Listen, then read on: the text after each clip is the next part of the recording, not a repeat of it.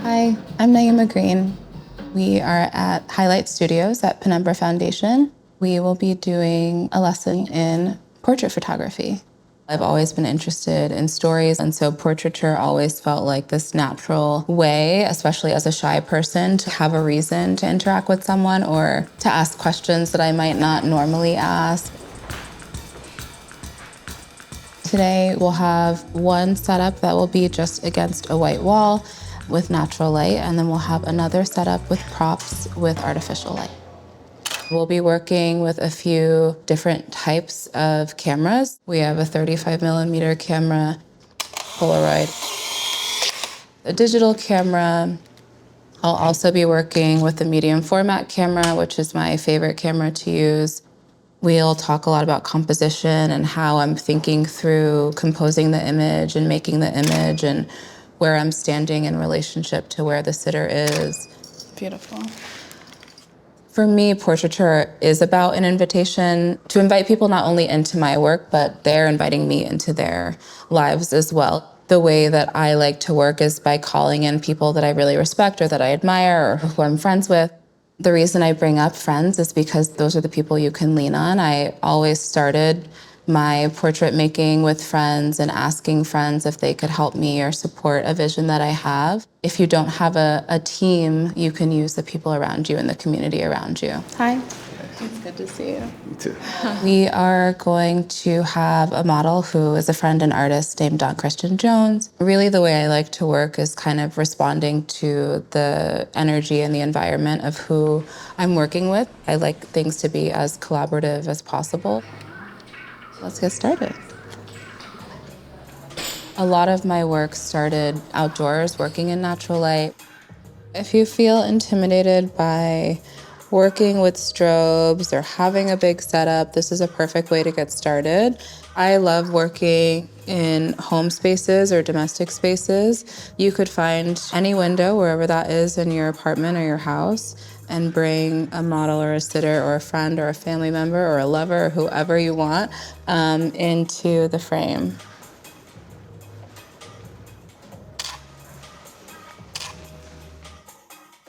Right now, this spot has the brightest indirect light. That's why I chose this corner. It's also the cleanest wall in the studio. Some things that you can think about in your own space. What type of light are you getting and what time of day are you getting light? If you want something direct, when is that happening? If you only have kind of soft indirect light, then you might have more time to play with.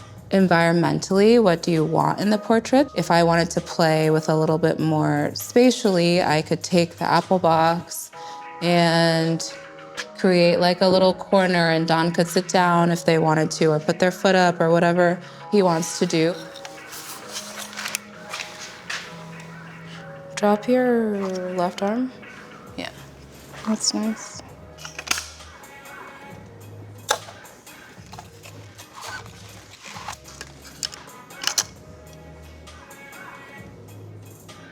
Just in the last 2 minutes, I've gotten some more direct sun, clouds covering sun, and just indirect light. And so that's 3 very different environments that I have to quickly adjust to. It's about kind of like being nimble and being flexible. Okay, great.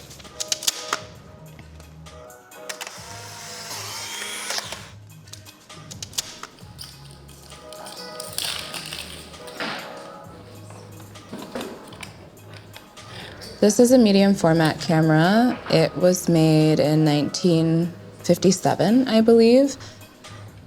This camera in particular, it makes square pictures. So we're gonna be working with medium format, 35mm, and Polaroid for our film.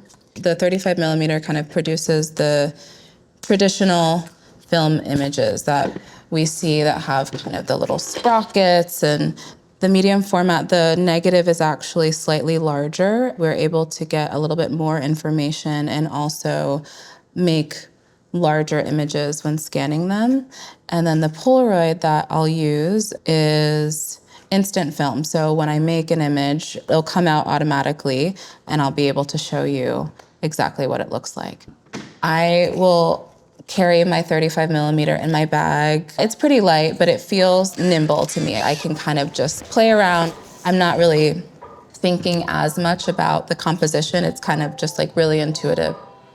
When I'm working with my medium format camera, I'm typically very still. I'm thinking about exactly what I want in the frame. The reason why I'm looking down is because my viewfinder is at the top of my camera and the scene is actually flipped in here. So when I'm looking at Dawn, I'm seeing their face on my left, but when I look down into the camera, their face is on my right. They offer me different things in how I'm able to move. I really encourage you to just see what formats you're drawn to, what feels affordable, what feels accessible. The way that you feel with the camera is really important. I'm just gonna try this. If you feel comfortable and confident using a disposable camera, your sitter will feel that, and that's great. And it's not about having the most expensive tool or having the newest tech. It's really about what works for you.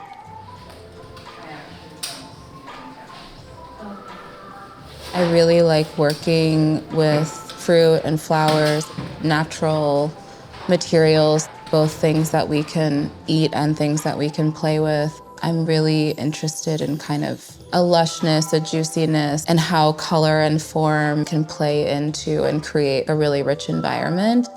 I was really inspired by a piece called Still Life by Harun Faroki, where there's a hand over these different cheeses, and I previously have worked with fruit and food in my work as well, and I really like to use it as a way to activate the body and also to activate the space. You can get whatever is in season around you. If you really like lemons or if you want grapes, it could be flowers that you pick from your yard.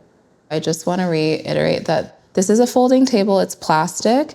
This is fabric that we got on Etsy, but you could go to any sort of fabric store. You could use your bed sheets, you could use your curtains. It's about being able to have an imagination around how you can transform something that you might have in your home and turn it into a totally different environment.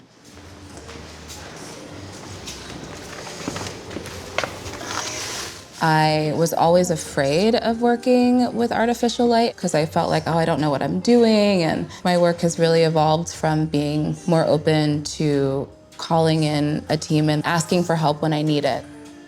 What is this called? Just a softball? Yeah. Okay.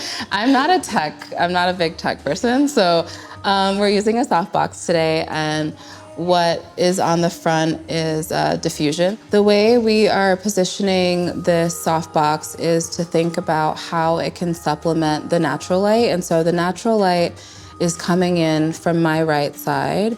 I want to accentuate the skin, face, body, but still have some nice deep shadows. Whenever I press the shutter, the light will fire. This is not necessarily a continuous light like you would use if you had a lamp at home. I'm also using a light meter. The light meter helps me measure how much light Dawn is getting. I'm gonna measure on both sides of their face, both the side of the face that's getting more light and the side of the face in shadow. And then I'm going to kind of work with the number in the middle. And that's how I'm gonna know how to dial in my settings in my camera. Now, if you are at home and you don't have a light meter, there are a few things you could do. There are light meter apps. You can also test in camera too if you don't have a light meter.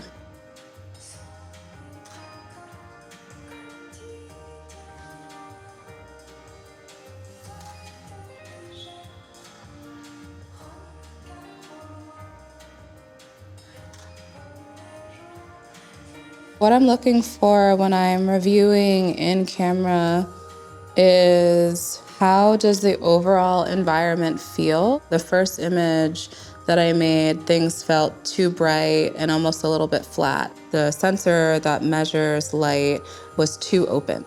If you think about the f-stop as your eye, like if too much light is getting into your eye, you have to close it or shut it down. I decided to close down a little bit to let less light into the frame to get kind of a denser color palette for the image. I was really interested in this August Sander portrait called Architect's Wife.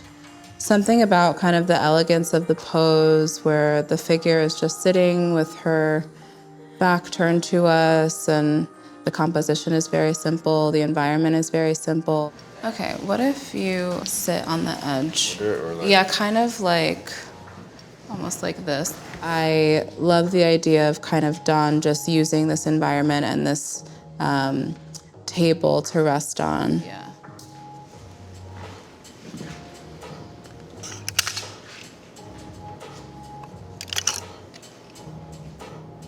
I love it.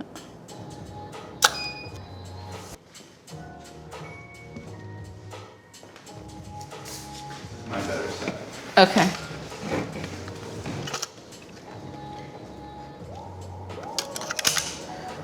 Hey, Auden, can I have a little fill?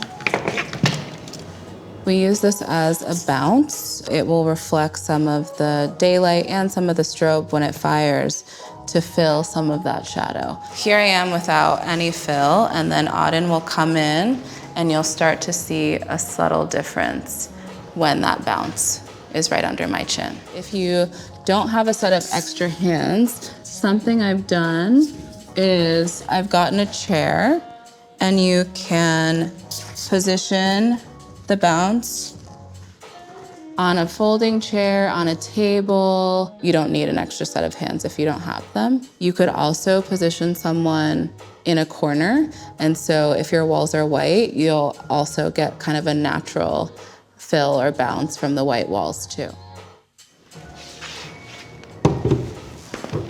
The way I'm thinking about composition here is I want there to be some foreground and some depth. I'm almost like photographing through some of these objects to create a window where Dawn is the last thing that I'm seeing. Chin over, yeah. Nice. I never want the environment to compete with the person I'm photographing, so I'm always thinking about how to create an environment that feels both really rich and lush and also minimal enough that the person is the priority and what shines. There's a Matisse painting called The Red Studio. We have this brick red that's completely consuming the frame, yet still there are these pops of neon and bright pink and bright orange. And so I really wanted to think about how we use this burgundy to create an environment and then highlighting it through other tones. Things feel layered and textured, but still minimal enough for each object to also have their own moment. Beautiful. Great.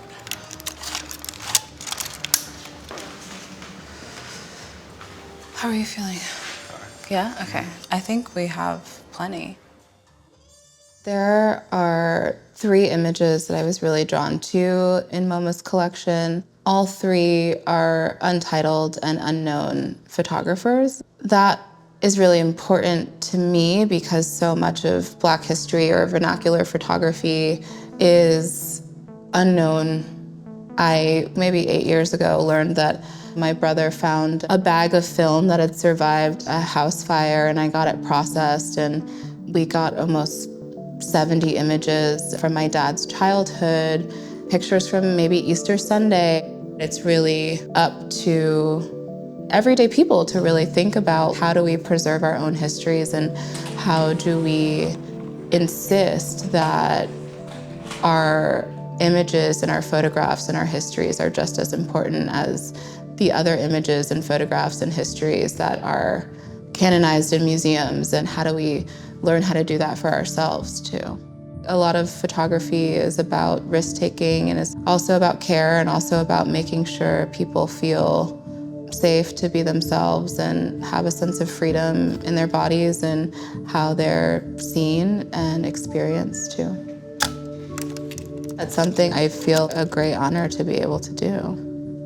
Oh my God, I'm gonna cry. Oh no, that's really special. Thank you.